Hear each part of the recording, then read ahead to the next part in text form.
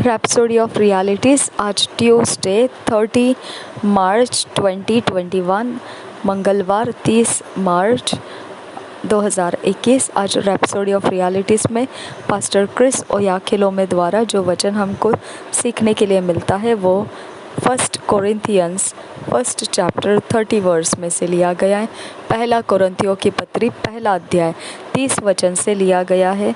और ये विषय जो आज का इस वचन के आधार से द सैंक्टिफायर इन यू, पवित्र करने वाला आपके अंदर है। द सैंक्टिफायर इन यू, पवित्र करने वाला आपके अंदर है। वचन पढ़ेंगे 1 Corinthians 1 chapter 30 verse. But of him are ye in Christ Jesus, who of God is made unto us wisdom and righteousness and sanctification and redemption।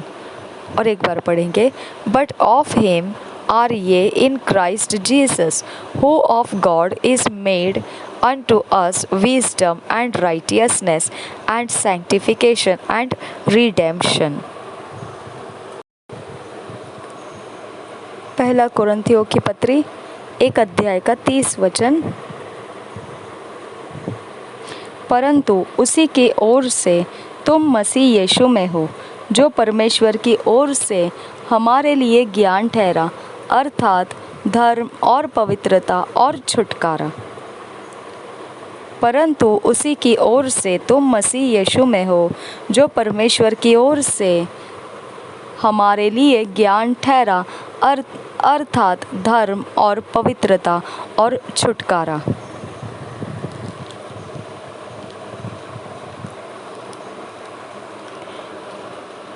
Besides being of your wisdom, righteousness and redemption, Christ is also your sanctification। आपके अलावा जो आपकी बुद्धि है, धार्मिकता है और छुटकारा है, छुड़ाना, मसीह भी पवित्र करने वाला है, हमारा पवित्र करने वाला है।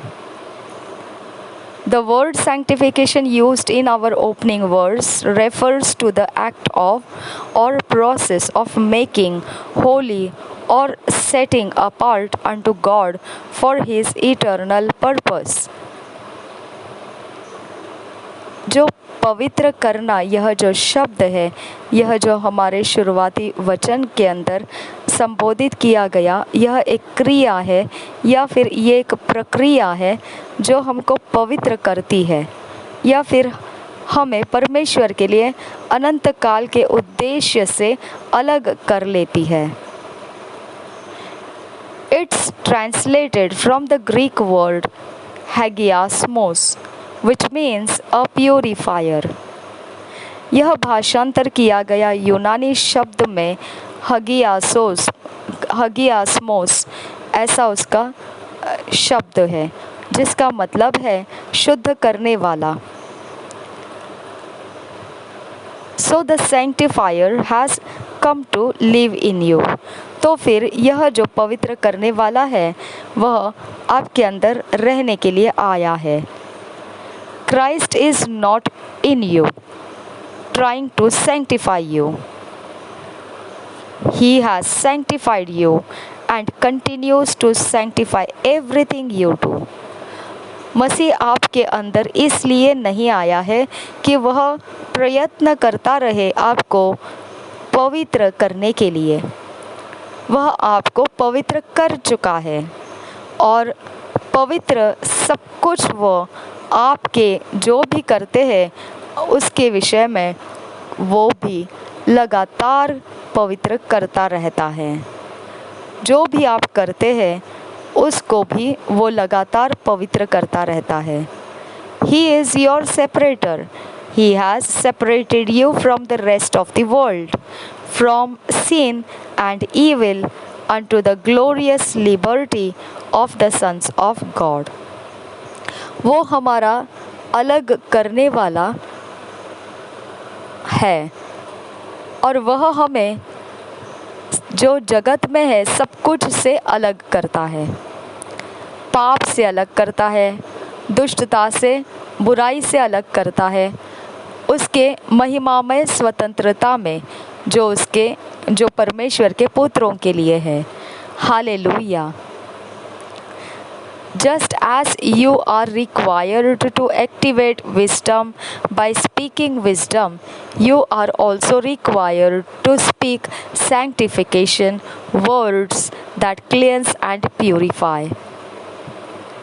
जिस प्रकार से आपको चाहिए कि बुद्धि को संचालित करना चाहिए अपने बोलने के द्वारा, जो बुद्धि की बोली होती है, बुद्धि के बोलने से आपके बुद्धि संचालित हो जाती है। बिल्कुल उसी प्रकार से आपको यह भी चाहिए कि पवित्रता के विषय में आप बोलना है, शब्दों में जो आपको साफ शुद्ध करेगा और स्वच्छ करेगा।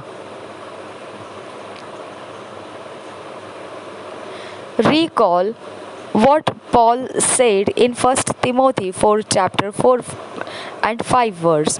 For every creature of God is good, and nothing to be refused if it be received with thanksgiving, for it is sanctified by the word of God and prayer. याद कीजिए जो पौलुस ने कहा पहले तिमोथियुस की पत्री 4 अध्याय के 4 और 5 वचन में। पहला तिमोथियुस की पत्री 4 अध्याय 4 और 5 वचन।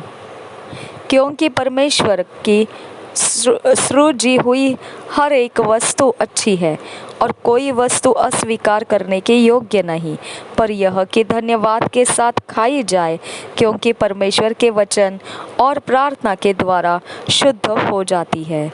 और एक बार पढ़ेंगे पहला तिमोथियुस 4 अध्याय का 4 और 5 वचन। क्योंकि परमेश्वर की सृजी हुई हर एक वस्तु अच्छी है और कोई वस्तु अस्वीकार करने के योग्य नहीं, पर यह कि धन्यवाद के साथ खाई जाए, क्योंकि परमेश्वर के वचन और प्रार्थना के द्वारा शुद्ध हो जाती है।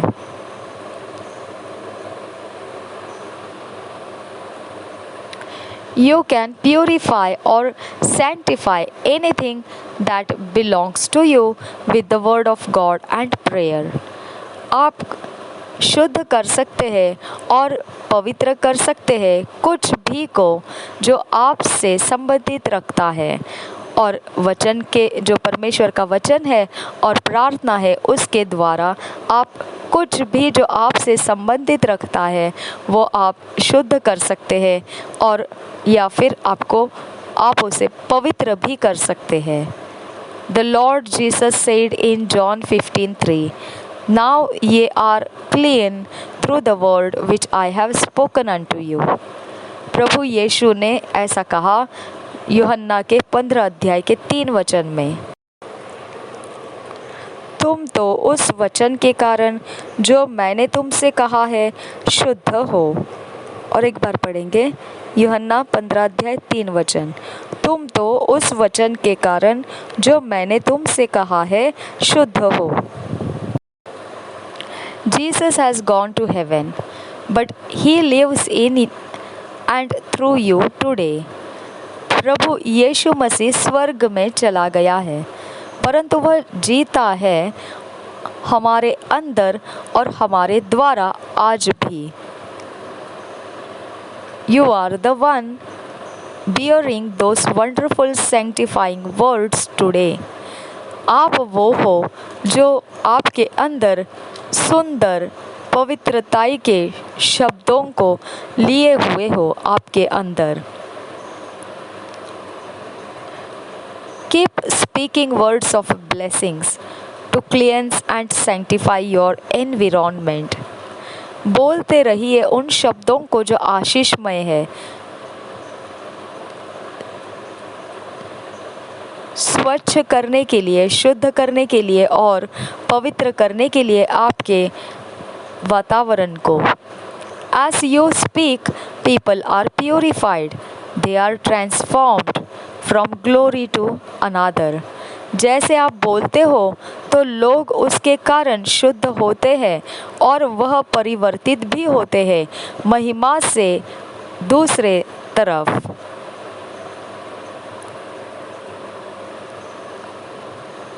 महिमा से और महिमा के तरफ।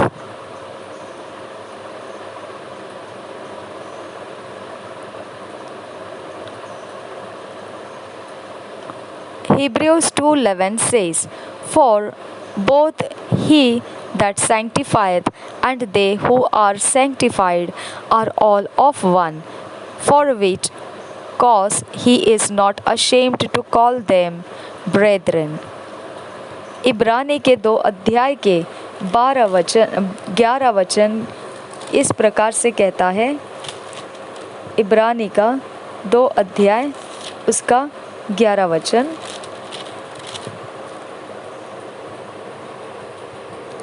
क्योंकि पवित्र करने वाला और जो पवित्र किए जाते हैं सब एक ही मूल से है, इसी कारण वह उन्हें भाई कहने से नहीं लजाता। और एक बार पढ़ेंगे, क्योंकि पवित्र करने वाला और जो पवित्र किए जाते हैं सब एक ही मूल से है, इसी कारण वह उन्हें भाई कहने से नहीं लजाता। And through you he is carrying out his ministry of sanctifying all things to himself। और आप ही के द्वारा वह लिए हुए चल रहा है उसके सेवकाई को, जो पवित्रताई की सेवकाई है, सब कुछ में उसी के लिए।